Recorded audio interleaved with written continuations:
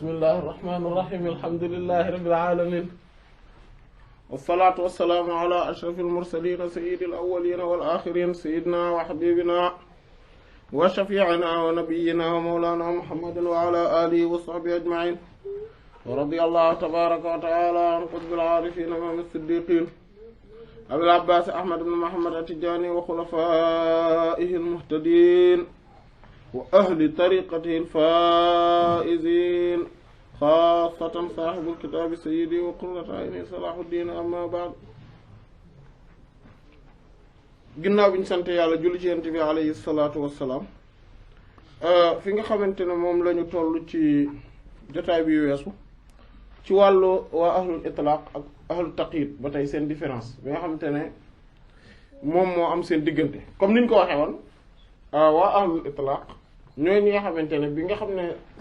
sama borom subhaanahu wa taala moom rek mooy ki nga xamante ne dafa am ak tinkeeku ak itlaq ak fireeku maanaam dafa indéfini indéterminé illimité absolu noonu la defee tamit bi mu mboolem li mu bind yëpp nag daf ko def mu nekk loo xam ne dafa tënku maanaam dafa restrictif maanaam daf ko restreindre maanaam daf ko délimiter utal ko domaine de définition domaine d'application utal ko ay maanaam limite daal et que ñi nga xamante ne nag maanaam yooyu yëpp ginnaaw loolu ruux rek la jël ruuxu doomu aadama ci mboolem li mu bind nag ruuxu doomu aadama kese la def mu nekk koo xamante ne daf ko wol ci moom mu nekk loo xamante ne moom tamit dafa am itlaq boobu dafa ubbeeku dafa illimité dafa tinkeeku illimité infini absolu bi borom bi defee loolu nag subhaanahu wa taala ce qui fait que ñi nga xamante ne kon ñoom ñooy waa ahlu taqyid mooy ñi nga xam ne ñoom dañoo des rek ci tënk gi ñu leen tënk ci seen biir yaram yi ci seen xel yi ci seen maanaam ak lépp lu maam ci àdduna bi ci biir créature yi ñi nga xam ne ñoom ñooy waa maanaam ci biir créature yi nag seen ambition tamit dañ koo tënk ñoom seen ambition tout le temps dafay aju ci créature yi tamit maanaam soit ay nitu àdduna la ñu doon ndax àdduna mooy seen yitte soit ay nitu àllaaxira lañ parce que àllaaxira rek leen bëgg ay jaam lañ jaamu wala boog ñu nekk ay jaamu loo xam ne de toute façon lu yàlla bind la comme jaamu maqaama lañ wala jaamu fatxu lañ wala jaamu ragal lañ wala jaamu yaakaar lañ maanaam daal alors que waa ahlul itlaq ñoom jaamu yàlla lañ du ñu nekk jaamu keneen et que seen borom subhaanahu wa ta'ala seen ruux kon dafa yëkkatiku dafa seen ambition dafa yëkkatiku ba nga xamante ne nanguwuñu nekk leneen lu dul jaamu yàlla y kese wutuñu leneen yàlla nañu yàlla boole ci ñoom léegi nag seen différence limoon nañ ci différence yi ba yegsi ci 35 voilà fanweer ak juróom ci ay lu teqale seen diggante ñoom ñaar ñu ne kon ahlul taqyid kon waa ahlul taqyid yaqifuna dañuy taxaw ma amri ak ndigal wan nahi ak tere ñoom ahlul taqyid loolu la ñoom seen lépp ci loolu lañ ne parce que dañ leen restreindre waa ahlul itlaq nag léegi lan moom mu ne ñoom yanzuruna dañuy xool ilal irada ci namm yàlla maanaam ñoom namm yàlla la ñuy xool fa innahu ndax lu wér boobu mooy bu rabbi subhaanahu wa taala ji kawe ji fa'aalun lima yurid comme ni mu ko waxee ci sourate Hud ak aya 107 ak sourate Buruj aya 16 maanaam fa'aalun defaakoon la maanaam ak a sañ a def day def te dara du ko teree def lima yurid ñeel lépp loo xam ne moom la bëgg lépp lu mu namm yàlla moom da koy def te amul beneen maanaam amul dara lu ko koy teree def ak restreint maanaam comme mu xam nga itlaq boobu moom amul dara lu ko tënk moom lu ko neex lay def te nam ko neexe fam ko neexe ca kam ko neexe ca anam yam ko neexe waaw amul naan lii bu ma ko defee du rafet lii day ñaaw nangam bu ma ko defee boo mooy tuut nangam da mooy conséquence bi moom loolu yàlla amul loolu day def rek te lu ko neex la moom yàlla loolu la am maanaam lu ko neex lu ko neex lay def après nag ngeen seet yéen waxam yan conséquence lay am ci yéen dégg nga moo tax foofu moom buur yàlla taala aji kaw ji yafalu mooy def bihim di ko maanaam ci ñoom maa yuridu la kon la mu nam maanaam moom kon waa ahlul itlaq tey taqyid seen différence bi différence la bu capital quand même jot nañ ko junj nag ci jotaay yu weesu mooy ne waa ahlul taqyid ñoom dañuy seet tout le temps lan la yàlla lay digle ñu di ko def lu muy tere ñu di ko bàyyi léegi nag parce que digal parce que boo deful li la yàlla digal nangam dana la ci fekk boo defee lu la yàlla tere nangam dana la ci fekk boo defee li la yàlla digal da nga am nangam boo bàyyee li nga xamante ne moom la yàlla digal da nga ñàkk nangam loolu moom mooy waa ahlul taqyid amma waa ahlul itlaq comme niñ ko gisee woon ñoom en réalité gisuñu ne ñoom ñooy def ñoom dañ gis ne yàlla mooy def di ko jaare ci ñoom maanaam ñoom kon outil lañ rek maanaam wala boo xamante ne ci ñoom la mbir mi di feeñe jeex na ce qui veut dire que ni ñoom li yàlla nam rek moom mooy feeñ ci ñoom dinañ ko gis ci njaal beenu kanzu ki ñaareelu kanzu bi insha allah keni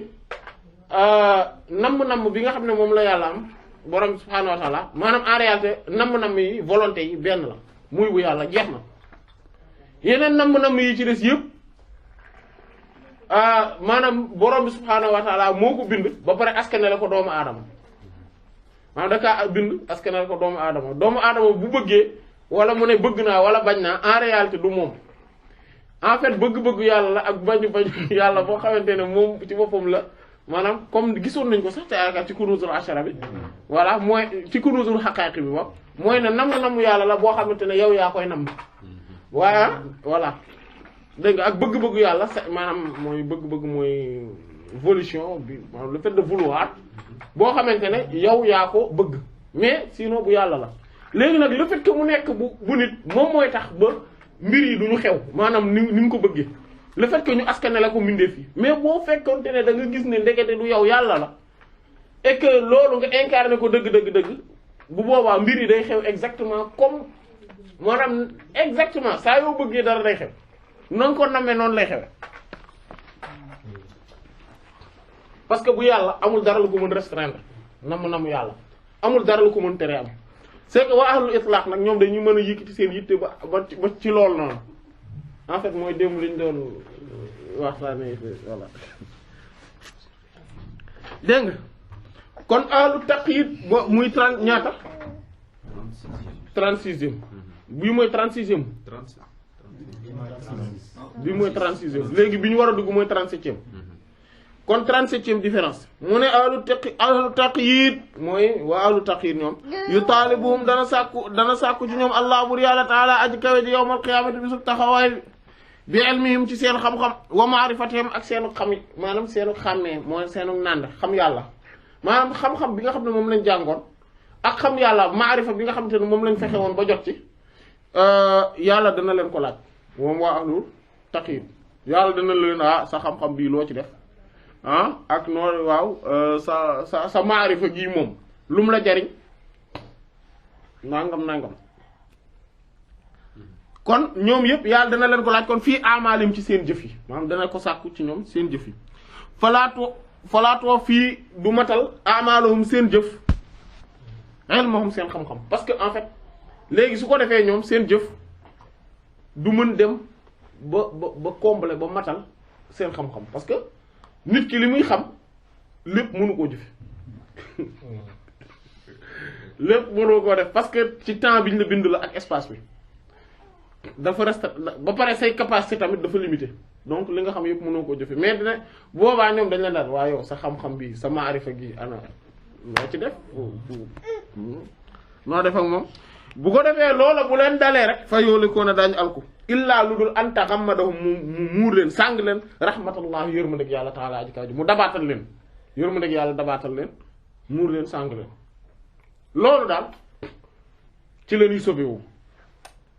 dégg nga loolu am na fu ko yent bi sallallahu alayhi wasallam di junde naan kenn du dugg àjjana ngir jëfum laa yadxulul ahadul jannata bi amalihi ñu ne ko ba ci yow hatta anta wa Isa ibn Maryam alayhi salaam est-ce que ba ci yow ak Isa ibn Maryam mu ne hatta ana wa Isa ibn Maryam illa an yataghammadani Allahu bi rahmatihi bon ba ci man ak Isa ibn Maryam xanaa yàlla daal may dabaatal ak yërmandeem voilà kon voilà dégg nga kon ñoom ahlu taqyid loolu la loolu moo leen di dal wa ahlul itlaq ñoom dañoo résoudre problème bi ndax nag xam nga maanaam ahlul itlaq dëgg ñoo résoudre problème ñoom laa ilma am déet xam-xam lahum ñeel leen ñoom amuñu xam-xam wala maarifa amuñu maarifa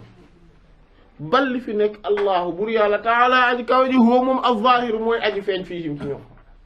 bi ilmi yi ci xam-xamam moom yàlla jeex na moo loolu lii tam gisoon nañ ko voilà al muharrik mooy ki leen di yëngal mooy moteur bi nga xam ne mooy yëngal lahum ñeel leen fi amaalim ci seen mboolem jëf yi yàlla mooy seen moteur en fait bi leen di yëngal ci seen mboolem jëf yi xam nga oto bi en réalité moteur bi rek moom mooy responsable daanaka ci fu muy jëm ban côté lay jaar et cetera maanaam ak nu muy dawee vitesse bi ak yooyu moteur bi la rek bu moteur bi tegee ne dootul dawati moteur en fait moteur mooy li nga xam ne mooy def action mouvoir maanaam mooy yëngal moteur loolu la mooy li yëngal voilà donc en fait yàlla nag ñoom yàlla mooy kii seen moteur maanaam mooy ki leen di yëngal jeex na maanaam moo tax ñoom dégg nga moo tax fal ilmu xam-xam maanaam bi nekk ci ñoom xam-xam bi ñoom kenn ci ñoom bu fekkente ne boroom xam-xam la da ngay gis xam-xamam boobu en réalité du xam-xamam ilmuhu xam-xamu yàlla la wal maarifa bi kenn ci ñoom bu nekkee aarif billah nii maanaam am ci fatxu bu rëy nii ci wàllu maarifa ni en réalité maarifa yàlla la dégg nga loolu dañ ko ci déggaala waaye mu ne wal fi'lu jëfam fi'luhu jëfu yàlla la maanaam moom seen jëf kon kooku jëfam yépp en réalité yàlla moom mooy def parce que gisoon nañ ko tamit ne ñoom benn bàkkaar rek lañu am mooy le fait que ñuy askanale beneen acteur ci univers bi keneen ku dul yàlla ñoom loolu mooy seen bàkkaar sër bi ñu am sinon amuñu beneen bàkkaar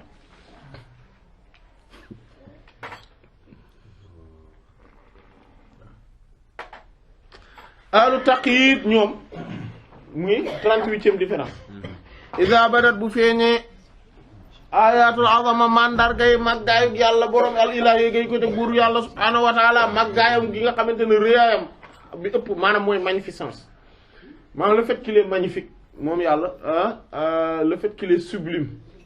loolu su feeñee ci ñoom maanaam kéemaan yooyu signes yooyu indices yooyu su feeñee ci ñoom raaw dañuy gis maarifahum seen mboolem maarifa yi ñu amee woon mooy xam nand yi ñu nandoon yàlla maanaam le fait que ñu doon gis yàlla à travers lu nekk ci mbir yeeg yooyu loolu day daal di mujj a dellu si nekk nakira ak riir ak nakira mooy en fait mooy ñàkk a xam maanaam mais xam nga bu ma nee kii xaw ma ko bu ma nee diw mii de xaw ma ko maanaam mooy reconnaître uma ko mooy ñàkk reconnaissance voilà mooy le fait que mu am benn mu am une certaine indéfinition par rapport ak man moom ci mbir mi voilà ko waaw bu ñu nee la ndax xam nga diw ak ndax ñàkk nga koo xam maanaam nakira googu mooy réere googu nit kiy réere le fait que mbir mi nekk loo xamante ne da nga naan lii de dama koo réere complètement moo tax munkar xam nga al ma'ruf ak al munkar loolu la ñu wax al ma'ruf mooy lu ñu xam maanaam loo xamante ne mooy lu convenable loolu la ñuy wax ma'ruf xam nga bu ñu naan al amru bil ma'ruf wan nahyi anil munkar dañuy mooy digle al ma'ruf mooy lu baax maanaam wax lan mooy lu convenable mooy loo xamante ne waa dëkk bi de maanaam société bi laa bëgg a wax maanaam jullit ñi moo la boog ñi seen xel normal waaw ñoom xam nañ ko maanaam mooy ma'ruf loolu da lu ñu xam la ci ñoom ñi seen xel normal lu ñu xam la ci ñoom ndax jikko ju rafet la lu baax la mooy digle lu baax léegi nahyi anil munkar tere loo xam ne al munkar mooy loo xam ne dañ ko mooy en fait mooy loo xam ne dañ ko riiri mooy ci mu ngi jóge ci nakira googu mooy loo xam ne en réalité ñi baax ñi xamuñu ko ñoom loolu bokkul ci seen affaire ñi nga xam ne ñoom ñoo normal ñoom loolu bokkul ci seen affaire mooy mooy munkar moo tax xamuñu ko dañ ko riiri complètement du dugg ci seen cadre imagination loolu moom mooy munkar mooy comme li Omar ibn Abdul Aziz waxoon radiyallahu anhu ci affaire ngóor jigéen yi mu ne bu dul woon li aaya alxuraan yi maanaam ñëw nettali ñu ne loolu existé woon na suñu xel du ci dem suñu xel du xalaat ba dem ci ne loolu mën naa ne ndax loolu munkar la munkar la maanaam loo xamante ne la lu ñu xamul la maanaam ñi baax léegi nag nakira mooy contraire u maarifa en fait ilm contraire bi mooy jahl maanaam riir mooy ignorance mooy contraire u savoir science maintenant connaissance contraire am mooy nakira méconnaissance voilà mooy méconnaissance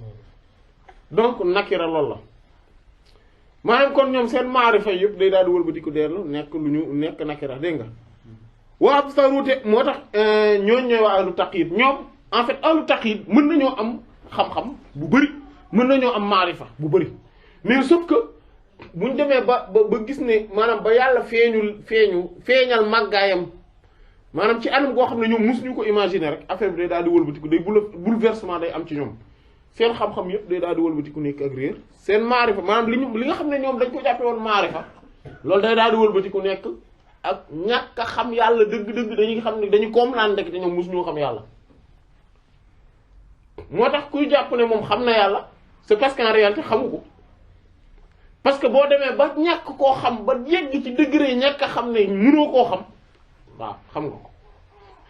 soo waaye boo jàppee ne xam nga ko muy réere nga ko waaw moom lañ al ajzu anil idraku maanaam yëg gi nga yëg ne damaa lott ci am accès ci yàlla accessibilité boobu nga dem ba yëg lott gi te pourtant sori nga ci mbir mi nga yëg lott bi loolu mooy wane ni en réalité d'accord loolu nag boo demee ba yëg loolu mooy en réalité xam nga ko nag léegi nag voilà loolu mooy am nga accès ci moom léegi beneen xeet la loolu la waxoon yent yàlla Daawuda alayhi salaam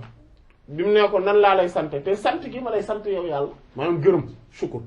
naka laa lay gërëme fekk gërëm li ma lay gërëme li tax ma lay gërëm non seulement yaa ma ko defal mais bu ngërëm gi le fait que nga inspiré ma maanaam nga xelal ma ne ma dama laa war a di gërëm ci boobu ma defalee xéewal loolu ci boppam ak ngërëm da caa war a te loolu boo ko toppee affaire bi du day illimité du jeex mu ne ko waaw kay bi nga demee ba xam lii nag gërëm nga ma léegi maanaam voilà maanaam bi nga demee ba xam ne mënoo maa sant mënoo maa gërëm voilà loolu ci jëmmi boppam mooy jëmmi ngërëm gi fii tamit noonu la mel moo tax wa absaru dañuy gis bu boobaa waa ahlu taqyid ñoom bu ñu demee ba mbiru yàlla yi dëgg feeñu leen maanaam yàlla borom subhanahu wa ta'ala léeg-léeg day jékki-jékki feeñu leen ci benn anam boo xam ne maanaam ndax day wane benn kii maanaam wala dañuy comprendre ne ndekete absaru dañuy gis nag xam dëgg nañ ne xasanaatum seen mboolem yiw yi ñu jàppe woon ne jëf yu baax lañ waaw ñun dañuy kii ñu baax lañ parce que li ñuy def nangam yooyu yëpp dañuy gis ne sayyi'aat yu ñaaw la ay ñaawteef la dañuy comprendre kenn yée ndekete man yàlla joxuma ko xaajuma ba ko jox àqam ndekete man sama julli yi boo moytu sax baaxul parce que ni ma ci war a concentrer bu maanaam ni ma war a teewloo sama borom ci biir julli gi waaye man kii kay moo ko borom bi fayee moom tey naat day problème am en fait parce que xam nga sama borom dafa ne nga jaamu ko mais te looloo tax mu bind la donc ce qui fait que yow moment bi nga koy jaamu bu fekkente ne ni nga ko war a jaamoo dafa wàññeeku maanaam joxoo ko droit bi maanaam da nga ko def maanaam service bi en tant que jaam dafa am service bu mat boo war a jox sa borom service boobu bu matul maanaam mu incomplet imparfait bu boobaa ba pare nga wëlbatiku parce que en fait waa ahlu taqyid loolu tamit da leen di caractériser mooy dañuy wëlbatiku di laaj yàlla ne ko bon li ma def yëpp nag mérité naa salaire maanaam ah mérité naa ñu fay ma bon loolu ce qui fait que ñoom bu ñu leen fayee li ñu def maanaam borom subhaanahu wa ta'aala dana la ok léegi est-ce que ixlaas bi nga waroon a am ci sa biir jaamu yàlla gi est-ce que am nga ko léegi ah est-ce que ixlaas googu am nga ko maanaam sell tegi ci jëf ji non seulement ci jëf ji mais ci yéene bi ak ci sa xol ni nga waroon mel moment bi maanaam xaal bi nga waroon nekk moment bi nga xamante ne moom nga doon def jaamu yàlla gi est-ce que matal nga ko bu boobaa su la yàlla laajee loolu rek da ngay daal am problème parce que xam nga lu tax parce que yàlla màgg na màggaay goo xam ne kenn mënu koo jox àqam munoo def dara ba ni matalal naa ko àqam mënta ne donc loolu moom mooy situation bi mooy problème bi bon donc moo tax ñoom waa ahlu taqyid nag bu ñu demee ba comprendre ba am lu leen yàlla wañ ba ñu mën di gis affaire ba ñu gis benn màggaayu borom bi rek subhaanahu wa taala dañuy daal comprendre ndekete man yi ma doon def bu muy dara baaxu ci maanaam bu ma yàlla fayee exactement li ma def rek dina am problème moom la yonent bi sallallahu alayhi wasallam doon wax noonu ci bi mu doon junju naan kenn ci yéen du dugg àjjana ci jëfu boppam kenn du dugg àjjana ci jëfi boppam cela ne veut pas dire que ni alors parce que gisoon nañ ne waalu taqi waalu itlaq ñoom àjjana pay la ci ñoom maanaam ñoom àjjana ci boppam la ñuy récompenser le fait que ñoom ñu dugg ci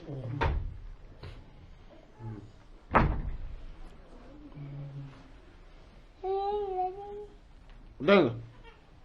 kon waa ahlu taqyid ñoom loolu moom moo am moom kon ñoom loolu moom mooy seen caractéristique mooy ne dañuy gis ne maanaam su borom subhaanahu wa ta'aala su leen feeñoo ci geneen anam gu gën a màgg giñ ko ñu mës a xamee rek waa ci ayatul azama yi maanaam kii maanaam yu màgg yi rek dañu daal di commencer gis ne ndekete kat seen maarifa gi ñu amoon ndekete xam yàlla googu ñu doon tuddee xam yàlla ndekete réere ko dëgg la jëmmi réere ko la dinañ xam ne ndekete kat seen jëf yu baax yi ndekete ñoom ñooy jëmmi jëf yu bon yi en fait parce que xam nga walillaahil masalul a'laa xam nga léeg-léeg ñun ñi mu am ci ku lay defal benn service di la rendre benn service mais ni mu koy defee day bonaay goo xam ne da nga naan koy bàyyi ko bàyyi du dëgg voilà léegi yow en réalité boo xamee dëgg gëddu yàlla da ngay xam ne sa jëf yu bon yëpp sa jëf yu baax yëpp yi nga tuddee yu en réalité yu bon la maa nga daanaka sax xanaa nga xawoon koo bàyyi mooy tan ak koo mun doon parce que yàlla mënoo ko jox àqam moo tax yàlla dafa màggaay boo xamante ne dafa transcender lépp moo tax kenn mënul def jëf ju baax bañ ne def na ko sellal ba fa day ak sellal yam en réalité mënul matalal yàlla xaqam abadan am na gisoon nañ ko ci kunuusul xaqaaq yi ne même moo tax ki nga xamante ne maanaam mënuloo saxalal sa bopp benn maqaama wala benn xaal yooyu yëpp ay daaw yi lañ ay woote rek lañ ay prétention kese lañ lu tax parce que tey imaginer bu fekkente ne par exemple yow da ngaa jàpp ne muñkat nga c'est parce que da ngaa natt sa bopp ci li la yàlla tegagum ci ay natt mais kan moo la wax ne yàlla bu la tegoon beneen bu gën garaaw encore nooy def lan ngay def est-ce que di nga mën à un moment donné doo karaake comme ni ñu koy waxee maanaam niki noonu toppal mboolem xeeti maqaama yuñ mën a saxal loolu daal moo tax maanaam li moo tax maanaam taqyid wóoru maanaam kii boobu kon ñoom loolu seen caractéristique amma wa ahlul itlaq nag léegi mu ne wa ahlul itlaq ñoom fala ma'arifa deeti xam maanaam xam yàlla lahum ñël la ñoom duñ considérer seen bopp comme ay aarif xam yàlla nañ kii déedéet abadan bokkul ci seen i mbir wala xasanaat jëf yu baax ñoom considéré wuñ ne def nañ fi jëf yu baax d'ailleurs même ñoom yi ñu jàppee ne jëf yu baax lañ sax maanaam yi ko nit ñi di jàppe nit ñi ñoo koy gis rek moom li muy def lu baax la nangam mais moom gisul ne def na lu mat li muy gis daal mooy li yàlla feeñal ci moom jeex na te gisul ne tamit def na lu mat d'ailleurs sax yu bari yu baax yi muy def sax après da koy fàtte maanaam ci lay jaare fàtte ko dégg nga foofu ndax ñoom kat saabituuna way sax lañ fii mashhadihim ci seenu jàkkaarloo gi ñuy jàkkaarloo borom maanaam contemplation bi ñu nekkee ak seen borom tout le temps ci la ñuy ne ñoom donc mooy tax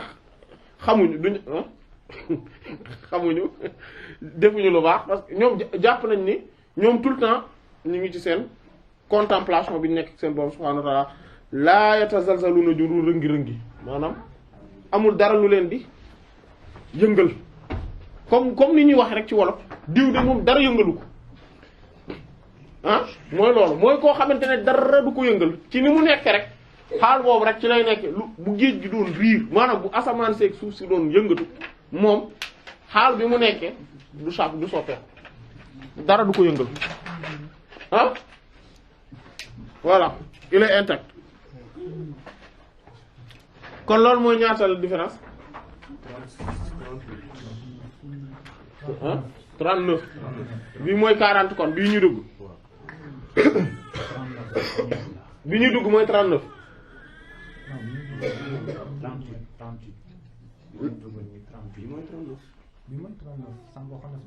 waaw kon bii mooy 39 kon bii ñu dugg mooy 39 ah 38 ah d'accord ah d'accord waaw kon baax waaw kon bii mooy 38 naam ahlu taqyid ñoom aghniya ay ñu woomal lañ maanaam ay riche lañ bi ilmihim ci seen xam-xam bu maarifata ak seen maarifa ñoom seen xam-xam bi ñu amee ak seen maarifa bi ñu amee tax na ba ñoom dañuy gis ak richesse bu nekk ci ñoom am danoo voilà waaye ñoom seen richesse googu xinan ak woomal la maanaam richesse la goo xam ne doo safaanam al faqra mooy ñàkk woomal la goo xamante ne contraire bi moom mooy lan mooy ñàkk waawlul itlaq ñoom waaw ñoom nunu mel aghniyaun ñoom ay woomal na ñoom ñu am lañu ñu riche lañ mais pas parce que dañoo am xam-xam bu bari moo tax ñu jàppe seen bopp dañu riche pas parce que dañoo am maarifa gu rëy moo tax ñu jàpp ne dañoo riche waaye billaay ci yàlla lañu riche yàlla mooy seen richesse boobu moom yàlla nañu yàlla def boobu yàlla nekk suñu richesse allah al ghina moo tax ñoom woomal richesse gi ñu amee riche woomal googu mooy woomal alladi bi nga xam ne laa didda déet safaan la ñal ko gisoon nañ ko maanaam xam nga mboolem melo yi nga xamante ne ay melo yu mat lañ yu baax lañ dañuy am benn moment dañuy dem maanaam bu ñuy yéeg comme tey xam-xam am man-man kàttan sañ-sañ boo ci am nooteel teranga dafa am day dem looy gën di maanaam day yéeg di gën di bëri di yéeg mais tout le temps buy yéeg dina am contraire c'est-à-dire que c'est totalement à l'opposé kii riche contraire am mooy ki pauvre donc la richesse contraire am muy pauvreté xam-xam contraire am mooy réer maanaam science contraire am mooy ignorance loolu mooy fii ñi ngi ci cadre xel mi nga xamante ne moo la tënk ci raisonnement bi muy raisonner fekk yaa ngi ci cadre boobu da ngay am loolu mais bu ñu demee ba nga xamante ne léegi dañoo bëtt li ñuy wax tawrul xijaa maanaam mbuus mi nga xamante ne moom moo ëmb xel nag léegi maanaam léegi da ngay dem nag bëtt ko dem bu boobaa di nga gis benn xam-xam bu existe boo xamante ne moom amul contraire xam-xam la rek de manière absolue boobu nag bu yàlla la di nga gis tamit richesse boo xamante ne amul contraire di nga gis kàttan goo xamante ne amul contraire bi nga xam ne mooy néew doole di nga gis li ñuy wax izz wala al qudra maanaam mooy notoriété wala compétence al qudra compétence bi nga xamante ne contraire bi du incompétence boobaa foofu lay am mais loolu noonu boo ko bëggee am yow il faut nga dugg ci waaye laax mooy lan mooy il faut nga gis ne xam-xam bi du sa bos yàlla la moom moo yor xam-xamam mais di ko feeñal à travers yow comme exemple rek kii bi fichier bii nii xam nga kiy wax kan la du man maanaam bu ñu génnee cadre ne yàlla moom mooy feeñal ci man wax gi waaw mais kiy wax bu ñu génnee cadre boobu mais bu ñu génnee maanaam wax ji du man la mais pourtant ki koy dégg moo déggul man ma wax fekkiwul jotaay bi du dëgg mais mi ngi dégg ay haut-parleur yuy wax wala ay casque yuy wax wala yooyu du dëgg mais pourtant du moom du casque bi waxul haut-parleur bi waxul matériel bi waxul en réalité kan mooy wax voilà pourtant moom loolu lay dégg maanaam noonu la waa ahlu itlaq ñoom noonu la ñu mel noonu la ñu comprendre lépp dañuy comprendre que ni yàlla mooy kiy agir le seul acteur et le moteur bi nga xamante ne moom moo nekk à travers ñoom loolu la ñu comprendre et que kon xam-xam bi feeñee ci ñoom xam-xamu yàlla la en fait du seen bos te xam-xamu yàlla comme amul contraire ñoom comme seen xam-xam amul contraire bi tudd réer ba pare ñoom dañuy féete tout le temps maanaam dañuy féetewu seen bos seen bopp dañ koy féete tout le temps ci beneen côté bi mooy lan mooy yàlla moom moo mat moom mooy boroom xam-xam ñun ñi ci des yëpp dañoo réer ku dul yàlla rek dafa ignorant yàlla rek mooy boroom xam-xam au moment où mbir mi noonu parce que en fait ku dul yàlla am na lu bari loo réere te li nga réere moo ëpp li nga xam en réalité xoolal gis nga balaa nga koy xam da ngay dem n'importe quelle faculté nga fay nga inscrire wu fa ci benn branche bu mun doon après ngay romb classe yi maanaam boo amee bu rek maanaam bu benn cours jeexee wala récréation nga romb classe yi nga xool li ñuy bind waaw yi ñuy bind ci tableau yi nga di ko xool di nga ci gis ay xeeti xam-xam yoo xam ne yow doo mën sax xam lii ci lan lay wax da ngay gis rek luñ bind du dëgg ah xam nga li ma wax dëgg la da ngay gis ay xeetu xam-xam yoo xam ne doo xam ne lii ci xam nga ni lii daal domaine scientifique la parce que gis nga ni ñu bindeeg yooyu égal yeeg signes yeeg yooyu mais xamuloo ci ban domaine lay wax wala soo xamee domaine bi muy wax tamit yow mënoo xam li muy wax lu muy tekki te loolu mooy domaine zahir yi ce qui veut dire que ci zahir rek loo xam li nga réeri moom foofu non mais maanaam ñu jël même nombre de personnes yi nga réere mais ñoo ëpp junni yoon mais wala ay millions de fois nombre de personnes yi nga xam mais ñuy dund rek laa wax ak yow ñi ci dëkk bi rek waxuma ñi ci bitim réew ñi nga bokkal fi nga dëkk nombre de personnes yi nga réere ñoo ëpp fuuf et cetera mais toppal loolu kon yow loo bari xam-xam bari na loo réere mais nag soo defee ne sa xam-xamu yàlla la en fait en réalité doo réere xam-xam bi nga am amul contraire bu tudd réer sauf que nag yow le fait que ngay jàppe sa bopp comme étant ku réer kii yàlla moo mat léegi ce qui veut dire que ni kon yow li nga xam en fait du sa bos comme que yow réer mooy sa côté yàlla da lay gën di xamal di la dool ne ngay gën di xam parce que loolu la ba pare nag bu leen yaakaar ne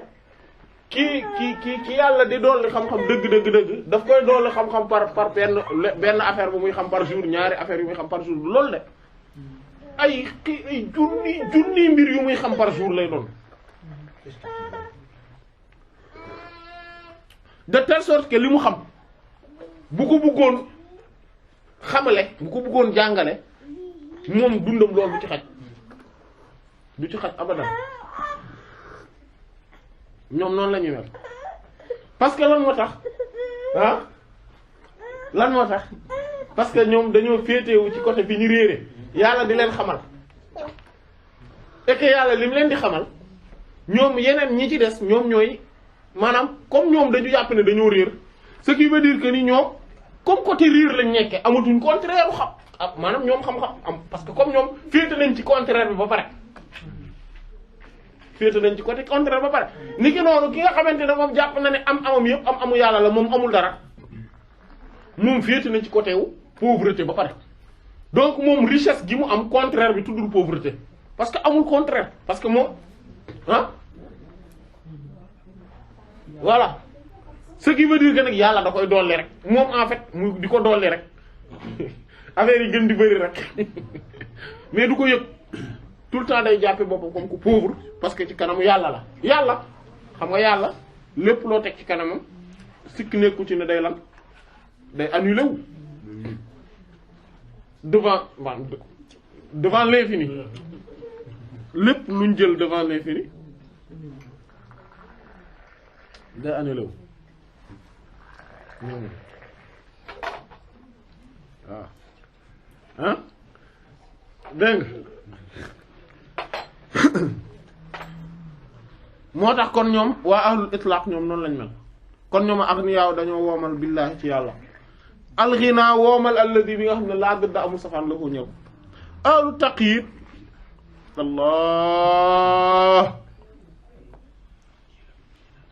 allah ahlu taqyid ñoom bii mooy kon 39e ahlu taqyid ñoom yu shahiduna dañuy jàkkaarloog nutqa waxu alkulla lépp maanaam expression locution verbe lépp ñoom waa ahlu taqyid ñoom dañuy gis ñëpp di wax dañuy gis lépp di am son et cetera ñooy waa ahlu taqyid ah mbir mi demewut noonu waaw waa ahlul itlaq ñoom luy seen mbir waa ahlul itlaq ñoom wala ahlul itlaq yushahiduna ñoom dañuy jàkkaarloog sumta noppik alkulla lépp ñoom en réalité dañoo gis ne àdduna bi yëpp dafa noppi garab yi yëngatu son bi ñuy def xam nga loolu façon expression la nit ñi wax ji ñuy wax bruit yëpp li ñuy def dégg nga rajo bi li muy wax waaw ah ak Seydina waaw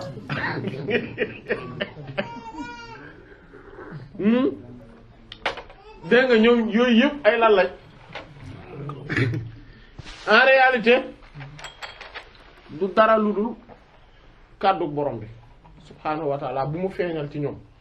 adduna bi cosaanam moom mooy dafa noppi mooy dafa inexistant yàlla moo feeñ à travers ñoom mu ñu feeñ yàlla moom mooy maanaam kon son yi ngay dégg yëpp moo tax ku bokk ci ahlu taqyid ahlu itlaq moom loolu lay comprendre lu mu dégg rek waaw moom kooku yeewu waaw ok da ngay toog moom ko tege waaw dafa waaw kon baax la dégg dégg kon ñoom loolu la ñuy def ñoom dañuy gis ne lépp dafa noppi en réalité li ñuy dégg ki ñu dégg muy wax à travers kii ki gis muy wax à travers yu yëpp borom bi la subhaanahu wa ta'ala moo tax ñoom dañoo jàpp ne sax même comme ni ñu ko gisoon ci kunuzul haqaa'iq yi mooy alsinatul xalqi aqlaamul xaq làmbinu mbindeef yi ñooy xalimay borom bi làmbinu na mbindeef yi ñooy xalimay borom bi maanaam làmmin yi bu ñuy wax ci nit du defuñu lu dul ne maanaam ah diw kooku ku baax la kooku jàmbaar la kooku sell la ku sell la ngo borom xam-xam bu rëy sax ko waaju baax ngo maanaam xalima yàlla la seen làmmiñ xalima mooy maanaam yàlla mooy wax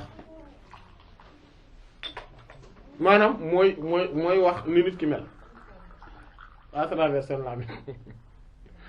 ah diw moom kooku non kooku dafa doy waar kooku dafa dëng boo xam ne pire dëng la yàlla mooy def description la bon léegi nag loolu nag mën na nekk parfois ñu wax ci nit ki loo xamante ne dafa ñaaw te fekk moom loolu nekkul ci moom bu boobaa moom ni mu koy gisee mooy day gis ne moom nii la yelloo woon a mel yàllaa ko melal neneen moom loolu lay gis maanaam loolu moom mooy dëgg-dëgg li mu yelloo woon mel mais yàlla moo ko melal nu baax ni kon du moom yàlla la dégg nga léeg-léeg tamit boobaa nag li la yàlla yi le fait que mu xam ni nga mel na la doy bu la loolu doyee ne ah yàlla xam na bu fekkente ne loolu dalal na la sa xel alhamdulilah bu loolu dalalul sa xel nag xamal ni musiba bi la dal ci le fait que nga jàpp maanaam ngay naqarlu li ñi ci des wax wuuteeg te sa xel dalul ci li yàlla xam ci yow ci lu baax boobu musiba moo gën a rëy jëmmi wax ju ñaaw gi ñu wax ci sa kaw.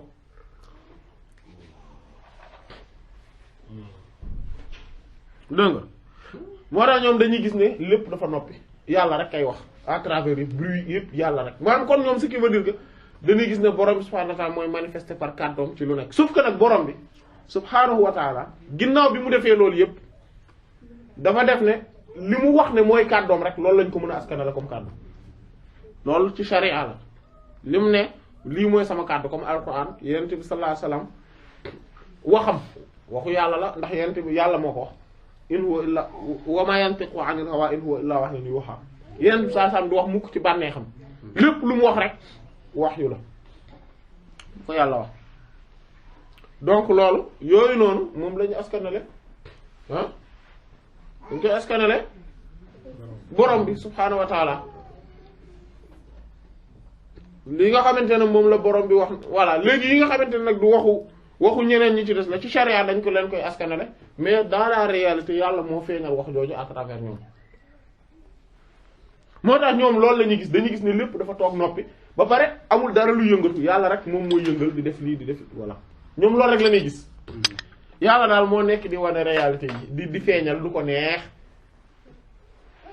di bañ a feeñal lu ko neex et cetera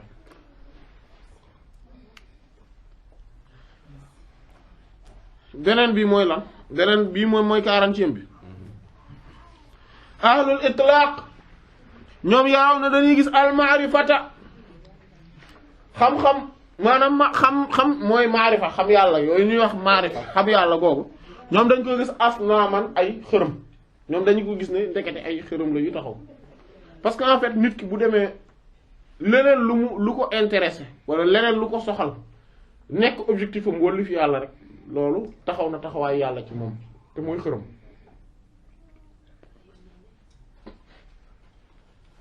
dégg nga wala elma xam-xam moom aslaman dañ koo gisee comme mooy aslam mooy bant yooyu ñuy sànni di def sort di jeu de hasard yooyu ñuy def ngir mën a te yooyu yëpp benn baaxul ci kon ñoom contrairement ak ahlul itlaq kon bii 40e ahlu taqid bokk bii mooy 40e bi ahlul itlaq 41e bi kon ñoom yaquluna dañuy lekk min yadillaahi ci loxol yàlla wa yashrabuna te dañuy naan min yadihi ci loxol yàlla ñoom loxol yàlla la ñuy gis ne moo leen di saxal ñuy lekk moo leen di jox ñuy naan waaw ahlul itlaq la waaw c'est parce que ahlu taqid da ngay comprendre lan la mooy contraire la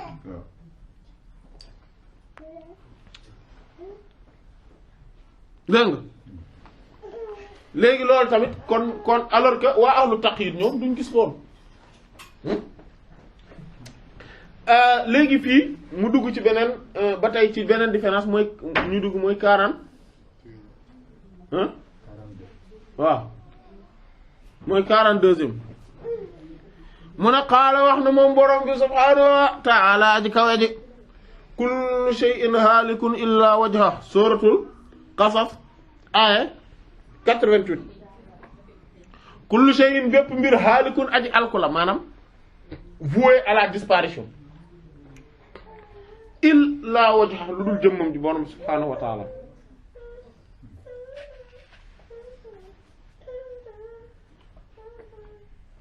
dégg nga borom bi mu waxee loolu waa ahlul itlaq dañ ci am wàll waa ahlul taqyid am ci wàll kon bi mooy 42e différence mooy kenn ku ci nekk dafa am wàll goo ci am muy seen différence ahlul taqyid ñoom nasibuhum seenu wàll seenu cër minha ci aaya bi mooy kullu shay'in bépp mbir haalikun aji alku ji la maanaam aji jeex la aji def maanaam voué à la disparition à l'anéantissement lépp lu am loolu la mel kon ñoom seen wàll loolu la parce que ñoom buñ fi pare buñ deewee dee nañ jeex na seen dara dootu yéegati seen xam-xam du yokk seen xam yàlla du yokk seen jëf yu baax du yokk et cetera ba mu des yi nga xamante ne moom mooy liñ saraxe woon te mu des fii xam-xam mooy yooyu nga xam ne moom la xadis bi tuddoon mais sinon seen leneen du yokk bu ñu deewee dee nañ lépp lu ñuy def nañ ko def léegi bala ñëw dee parce que bu ñu deewee c'est bon c'est fini du dëgg ñooñu ñooy wax lu taqi mooy moom la ñoom aaya bu loolu moom mooy seen cër waaye waa ahlul amma ndaal ahlul itlaq ñoom fa nasibuhum seenu cër mina ci aaya bi mooy illaa wajha ba mu des jëmmam borom subhaanahu wa ta'ala en fait ñoom comme nekkuñu par ñoom par yàlla lañ nekke seen dara du jeex. beneen différence bi mi ngi amee ci beneen aaya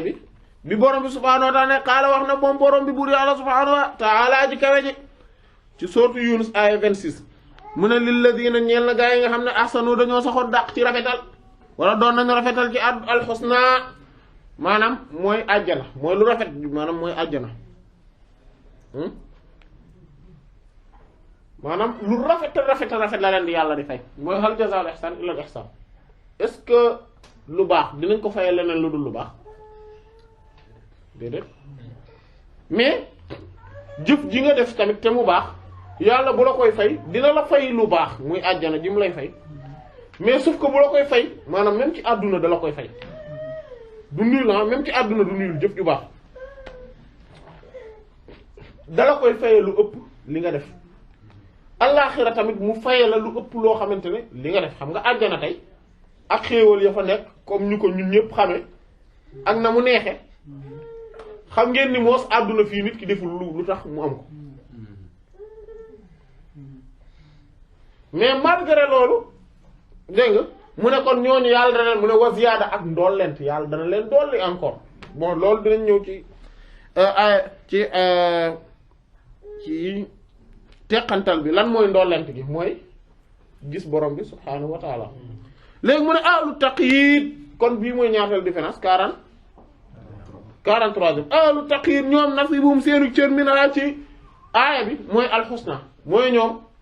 mooy lu rafet la mooy àjjana gi ñu leen di fay xéewal yu rëy yéeg àdduna bi liñ et cetera amma daal ahlul itlaq ñoom fa nasibuhum seen cër mina ci aaya bi mooy wa ziyaada mooy ak ndollante et un surplus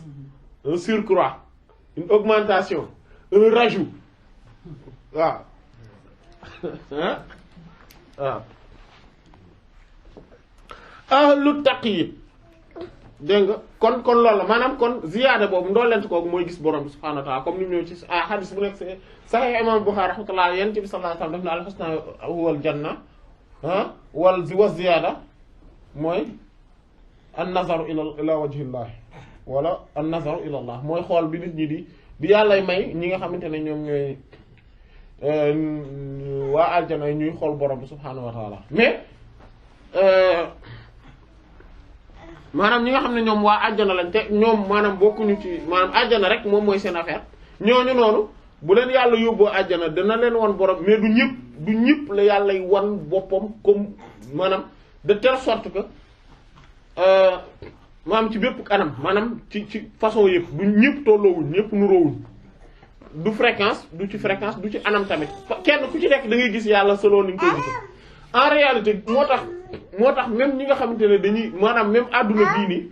moo tax même adduna bii nii ñu ne bii sax bii sax nit ñi dañuy gis yàlla bii ñu ne parce que xam nga lan moo tax parce que xam nga gis borom bi subhaanahu wa ta'ala mais du gis ak bët parce que bu gis ak bët moom kenn werantewul ne yàlla duñ ko gis abadan loolu d'ailleurs ku ko wax sax da ngay mujj nekk udhuka maanaam koo xam ne ak maanaam da ngay reeru maanaam da ngay ridicule voilà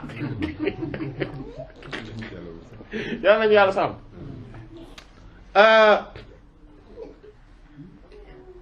xam nga àdduna àjjana li ko wutaleeg fii bokk na ci mooy ne fii nii lii nga xam ne moom mooy gis mooy suñu bët mooy bët yi sax ci bopp bët yi sax ci bopp moom mooy yi nga xam ne ñoom ñoo dominer Allah en fait àjjana nag lépp basira bi la maanaam mooy bëtu xol bi la ce qui veut dire que ki nga xamante ne moom mooy gis yàlla c'est pas parce que moo tax ñu naan yàlla gis gi ñu koy gis même boo xoolee ci aqida loolu principe bu fondamental la ci même bu dee dañuy gis borom subhanahu wa ta'ala àjjana cela ne veut pas dire que dañ koy gis mu nekk ci benn côté ñu di ko jàkkaarloo moom yooyu déedéet tekkiwul loolu c'est-à-dire que gis gi ñu koy gis mooy amul côté sans am nu mu mel sans jëmm sans physique ah ni espace ni temps noonu lañ koy gisee amul comment aussi gisin gi donc loolu parce que comme ni ñu ko xamee xam nga yàlla ñun ñëpp xam nañ ko voilà xam nañ ni existé na xam nañ ni ku baax la xam nañ ni mooy wërsëgalaate xam nañ ni moo bind asamaan seeg suuf si xam nañ ni maanaam noonu ñu ko xamee te amul naka amul fan amul lieu amul temps amul espace amul circonstance de manière noonu tamit la ñu mën a concevoir ñu di ko gis sans temps sans lieu sans circonstance de manière du dëgg léegi mais loolu daf fekk ne suñu xol moo ko gisee noonu moo tax mais yow bu fekkente ne da nga dem ba nga xam borom subhanahu wa ta'ala maanaam da ngaa dem ba di ko sa xol aju ci moom aju win ngoo xamante ne maanaam àjjana nit ñuy gis yàlla bu ñu gis yàlla c'est parce que foofu basira maanaam bëtu xol moo am doole moo tax moo dominer ci kaw bët bii di sax ci bopp c'est-à-dire que ruux yi xam nga fii nii àdduna ruux yi ñoo nekk ci biir yaram yi mais àjjana yaram yi ñoo nekk ci biir ruux yi ce qui veut dire que ni moo tax nit ki da ngay gis mu am ruux yu yaram yu bare nekk ay place yu wuute yu bare en même temps di defandoo ay mbir yu bare parce que ruux bi moo dominer c'est-à-dire que baatin bi moo dominer zahir bi fii nag zahir bi moo dominer baatin bi léegi ce qui fait que nit ki bu demee nag ba bëtu xolam dem ba puissant am benn doole bi day gis borom bi subhaanahu wa ta'ala ci anam kooku tamit c'est-à-dire que da koy gis ak bëtu xolam ak basiram maanaam gis yàlla maanaam gis ko en tant que maanaam ci ay turam ak ay meloom loolu mooy la ñuy wax mooy loo xool gis yàlla ci loolu moom la ñuy wax mooy ahlul mushahada mooy shuhud boobu ñuy wax mooy contemplation bi témoignage bi loolu la mais li tax defoo ko li tax maanaam gisoo ko mooy le fait que nga accroché wu ci affaire adduna yi rek ci adduna bii kese mais wala boog ci mbindeefam yi mais sinon yàlla dara yiiru ko yàlla dara gisoon nañ ko yàlla dara yiiru ko ba tax gisoo ko lu dul yow yaa yiir sa bopp par rapport ak moom mais moom mi ngi ni fànn moom mooy ki feeñ mooy al zahir moo feeñ à travers lépp lu feeñ mooy al batin moo nëbb à travers lépp lu nëbbatu maanaam kon naka jekk maanaam mi ngi nii yàlla jege na jege goo xamante ne nee na sama jaam yi buñ la laajee samay mbir mais man dama jege fa wax na ne man dama jege fa wa idha sa'alaka ibadi anni fa inni qarib borom bi gën na garaaw loolu sax mooy moom moo la gën a jege sa buumu xol wa huwa aqrabu ilayhi min hablil warid moo la gën a jege sax sa buumu xol kon jege na jege gi mu jege dafa rëy rëyaay goo xamante ne subhanallah en fait li tax lan mooy problème bi mooy léeg-léeg mooy tout le temps yàllaa ngi wax ak yow tout le temps yàllaa ngi lay feeñu nga di ko gis mais da ngaa jàpp ne leneen ngay gis moo tax lii mooy sa problème en fait le fait que bis boo comprendre ne kii wax ak yow ak ki lay feeñu ak kii wax ci sa xol yàlla la rek loolu mooy nekk nga aarif boo comprendre ne yàlla la rek nekk nga aarif waaye fekk comprendre rooguloo ko rek le problème bi day persister ci wàllu gis boobu comme waa ahlul islam waaw dañ xam ne dinañ gis borom bi aljana wala buñ ko xam buñ ko xoolee xadis bi boobu ni mu guddee ba borom bi di leen wax dama leen di dolli leneen lu dul aljana waaw ne lan moo gën a rëy lii daal est-ce que ñoom bu dañuy xam wala du ñu xam wala bu ñu yeggee foofu la leen borom bi di non mais fii lañ koy gisee déjà balaa ñuy dem non fii nii rek déjà ak seen maanaam ak ndax lan ak seen basira mais gis boobu tekkiwul non foo mu leer gis googu tekkiwul ne day toog ak mat toog nii ñuy jax kii ñuy waxtaan mooy di ko lëng ñu kii déedéet comme ni ah non maanaam mooy damay gis à travers yi feeñ muy wala yi nëbbu muy gis ay turam ak ay meloom loolu lay tekki maanaam damay gis mbir mu nekk bu ma ko gisee ma gis ay turam ak ay meloom nit ku nekk nag selon ni nga xamee yàlla noonu nga koy gisee aussi comme dinañ ko gis insha allah mooy xadis boobu nga xamante ne moom moo nekk d'ailleurs ci saxiix yi maanaam ne borom bi subhaanahu wa taala yawmal qiyaamati day ñëw gaa yi gis ko mais duñ ko xàmmee bu ñëwee ci anam goo xamante ne bokkut ak nañ ko xamee woon parce que kenn ku ci nekk am na bu ñu waxee yàlla rek am na benn image boo ko xamee mais léegi bu ñëwee ci anam goo xamante ne yow xàmmee woo ko noonu nga ne ñoom bu boobaa dañ naan ko ñu ngi ñaan yàlla musal ñu ci yow yàlla nañ yàlla musal ci yow ñun ñu ngi fii du ñu yëngatu fii ñu ne la ñuy ne ba suñu borom ñëw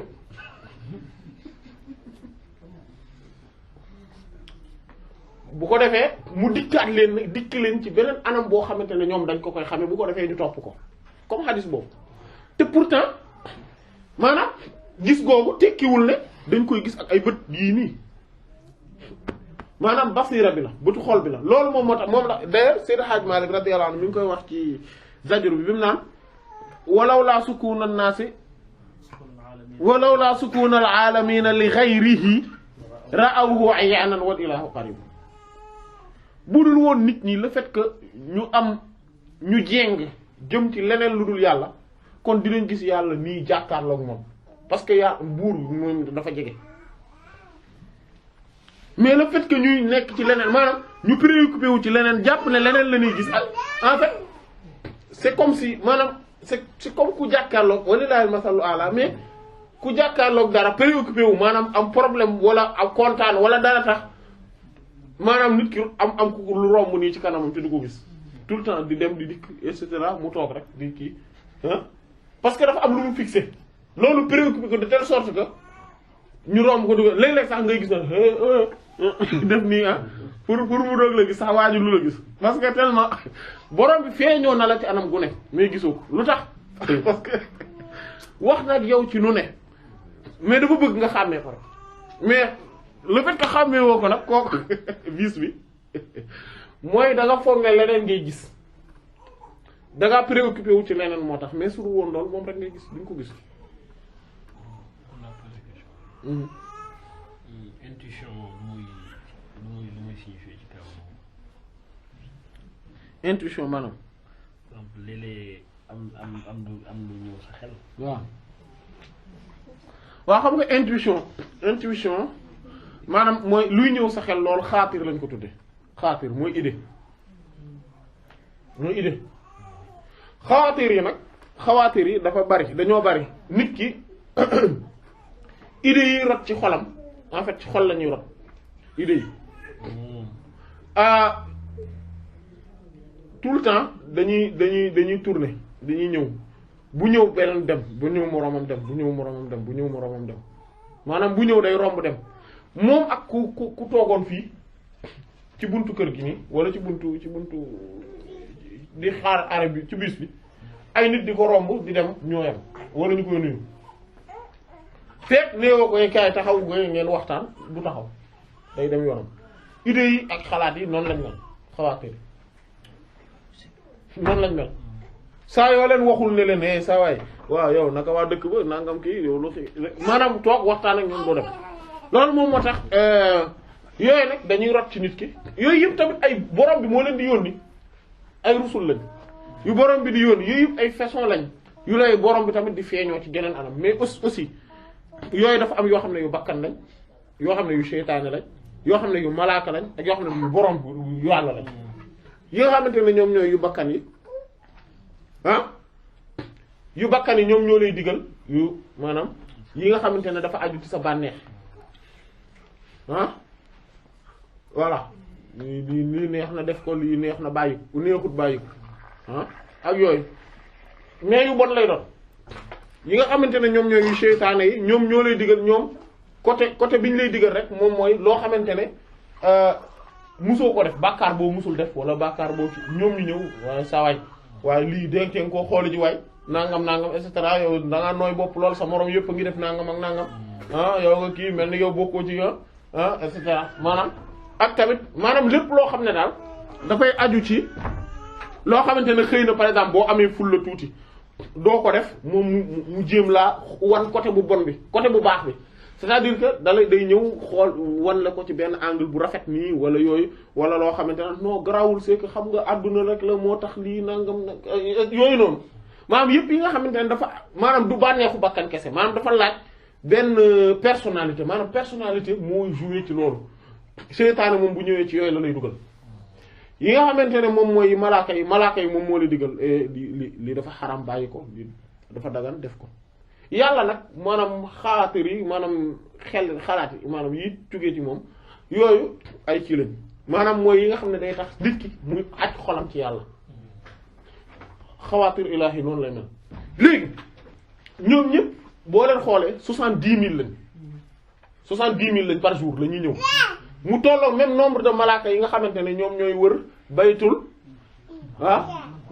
ma'mur mooy kaaba gi fi mu nekk ci kaw juróom-ñaareelu asamaan dañ koy wër même kaaba gii nii dañ koy wër en fait c'est parce que borom subhaanahu wa ta'aala dafa am ay kër ñeenti kër la am kër bu njëkk bi moom mooy baytul ma'mur bi ci des moom mooy baytul izza mooy fi ñu wàcce woon alquran foofu la alquran di juñ naan inna anzalnaahu fi laylatul qadr wàcce nañ ko ci laylatul qadr fa lañ ko wàcce woon avant ñu koy wàcce ci par ndànk nak ci yonent bi sallallahu alayhi wasallam mooy baytul izza moom premier asamaan la ne foofu tamit kër malaaka foofu tamit ay malaaka dañ koy wër juróom-ñaar fukki junni mooy 70 000 mu am beneen néeg mooy kaaba gi bu kaaba gi bii nag moo gën a tedd moom rek moom boobu bii mooy bii ñuy miin waaw bu kaaba gi bi fii boobu tamit malaaka yi dañ koy wër 70 000 chaque jour foofu tamit fa la loxol yàlla ne ndeyjooram boobu ndeyjooram yaminullah comme ni mu ko waxee xajarul aswad mooy pierre noire mooy ndeyjoor yàlla ci kaw suuf waaw dégg nga boobu moo gën a tedd mais mu am quatrième bi moo gën a tedd yëpp mooy xolu ku ko gëm yàlla ne mu xajuma ci asamaan yeeg suuf si waaye maa ngi xaj ci xolu jullit sama jaam bu ma gëm 70 foofu loolu mooy sirru bi nekk ci 70 000 idées yi di ñëw di rot ci sa xol saa su ne léegi nag yow yaa war a def tout ba nga xamante ne sa xol sa yitte yëpp da nga koy aj de telle sorte que 70 000 idées yëpp bu yàlla lay doon bu boobaa univers bi yëpp dañuy def tawaaf ci sa maanaam comme ni nit ñi di defee tawaaf ci Kaaba gi univers bi yëpp noonu lay defee tawaaf ci sa xol di tourner autour de sa xol nii def ko jaamu yàlla am moom la am na benn jour sëñ Mahmoud Tayel ne dama shérif bi radiyallahu anhu dafa nekk fële ci Iskandar yi mooy Alexandrie muy waxtaan ak moom téléphone ne ko Alexandrie day foofu kii mi ngi fa ndox géej mi ngi fa te jaamu yàlla maanaam xool ndox di géej gi ni di ko xool nii muy loolu xeetu jaamu yàlla la xam na xeetu jaamu yàlla boobu sérif bi ne ko mais nag man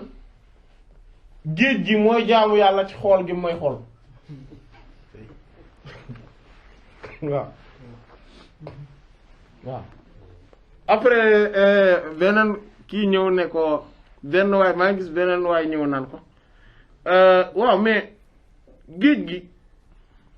maanaam comme si dafa maanaam mu ne comme daal géej gi daal moom moo rëy mbir rek moom mi nga xam ne day jaamu yàlla ci xool bi muy xool sëriñ bi léegi mu ne ko mu ngi koy tontuwaat naan ko non mais yow fexeel mel ni moom maanaam mu ne ko non c'est que géej gi mu ne ko non mais keneen ki naan ko non man ñeewuma géej gi nag mu ne ko sii da nga ko war a ñee parce que yeneen bi sallallahu alayhi wasallam nee na ñee waruñu ko def lu dul ñaar koo xamante ne boroom xam-xam la buy jëfe xam-xamam ak ki nga xamante ne moom mooy boroom alal ji nga xamante ne daf koy def ci lu baax am na ki nga xamante ne nag mu ne géej gi nag mooy boroom xam-xam bi moom boroom xam-xam la bi nga xam ne xam bi mu xam li ci sëñ bi tax na mu di ko xool di ko jaamoo yàlla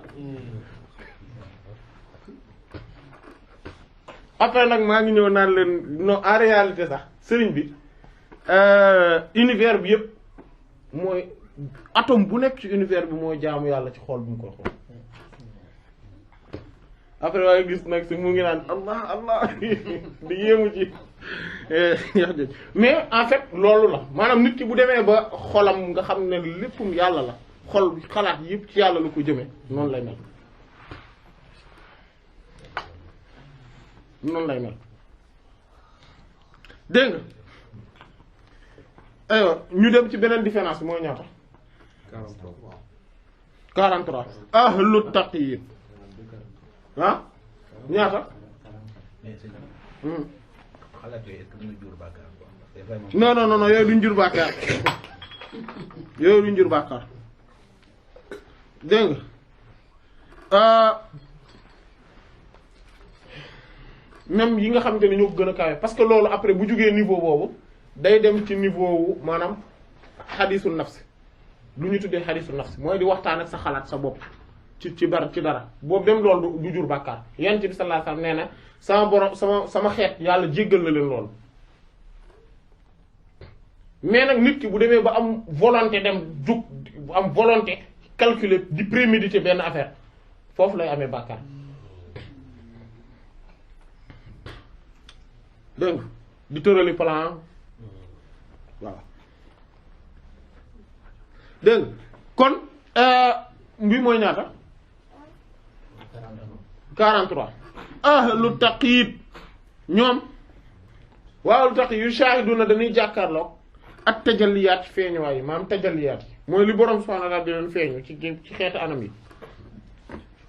waaye waaw lu itlaq ñoom ahlul itlaq mu ne yu shahiduna ñoom ña ngay jàkkaarloog maanaam ñi ngi contempler wajh Allah jëmmi borom subhanahu wa ta'ala maanaam dañuy wax wajh maanaam dañuy wax jëmm mais wajh ci wolof li muy tekk ci arab li muy tekk mooy wàll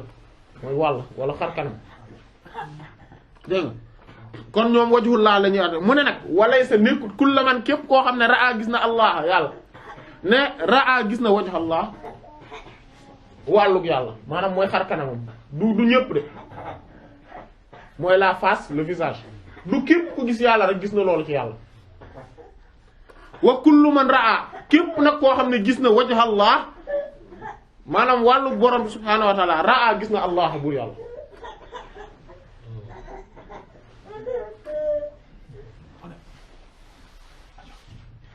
mu ne moo tax waa ahlul itlaq ñoom fa in nazaru su fekkente ne dañuy xool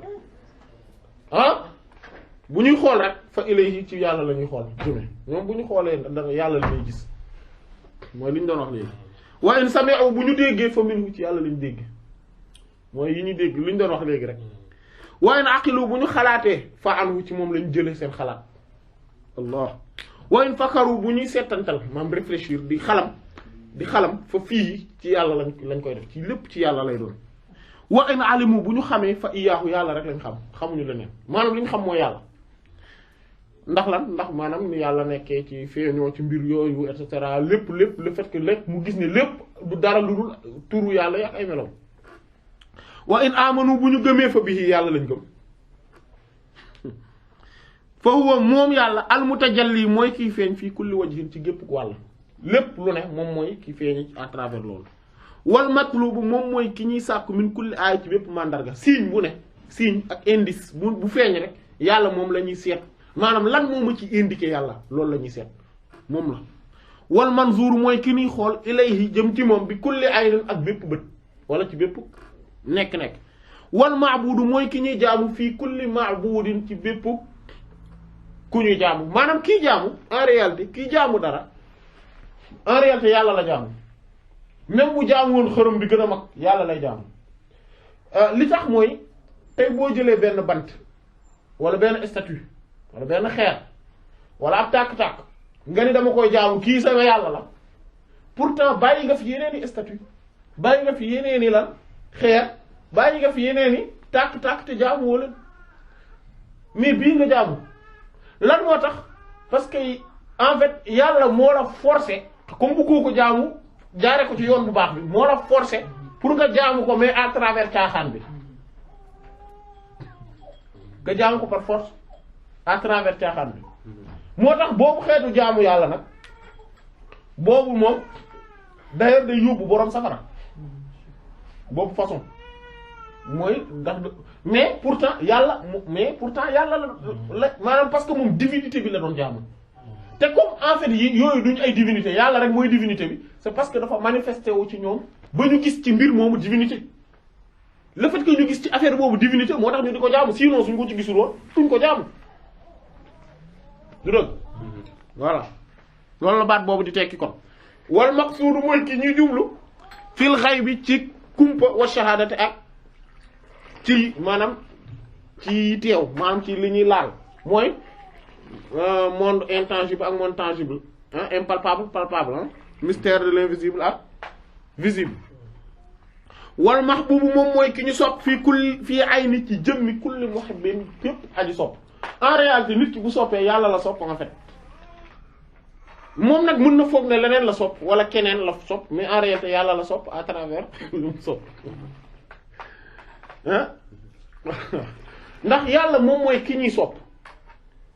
léegi moom moo feeñu à travers ki ñu sopp moo tax nit ki sopp kooku parce que yow tey par exemple boo demee ci benn magasin di jënd ay sac par exemple sac bii li tax ma jënd ko te bàyyi fi moroomam yi ci des yépp mooy am na lu tax soit daa gën a moins cher wala dafa gën a rafet wala dafa gën a adapté ak samay bëgg-bëgg en tout cas am na lu tax moo tax ma gën ko sopp par rapport jëm jënd ko du dëgg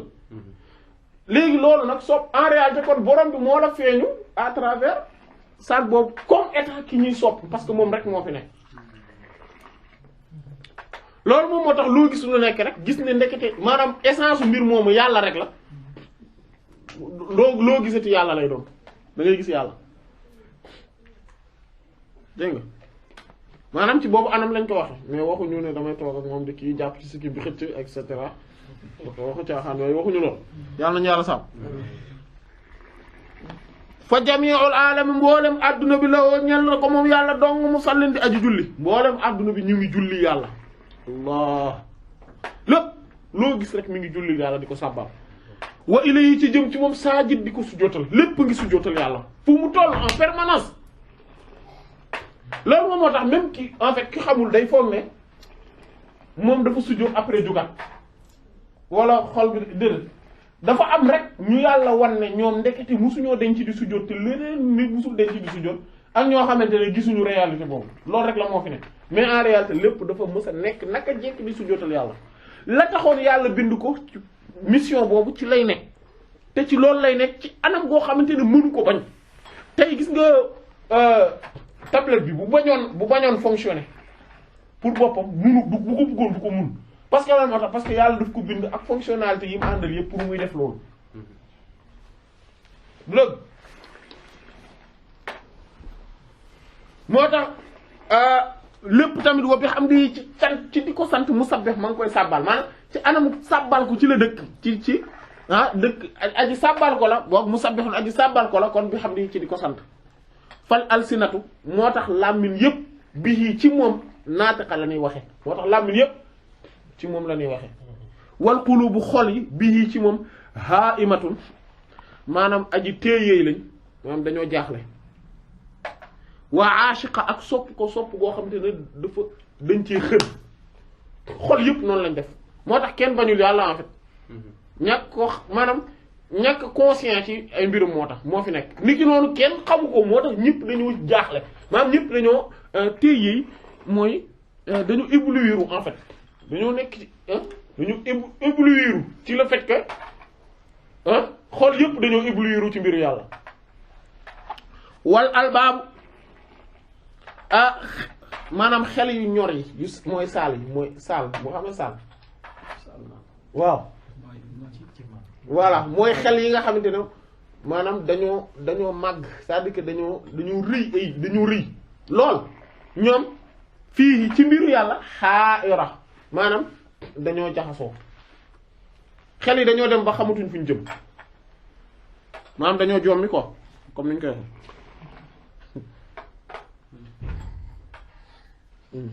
jot na waaw kon ñu yem foofu wallahu ta'ala a'lam wa sallallahu ala sayyidina muhammadin wa ala alihi wa sahbihi ajma'in subhana rabbika rabbil izzati amma yasifun wa salamun ala al mursalin walhamdulillahi rabbil alamin